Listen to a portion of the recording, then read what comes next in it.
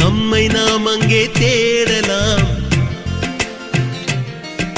Slate குச்சி கடன் வாங்கலாம், ஸ்லேட்டில் பேர் எழுதி பார்க்கலாம். கொட்டு வச்ச வாத்தியாரை தொட்டு வணங்கலாம்.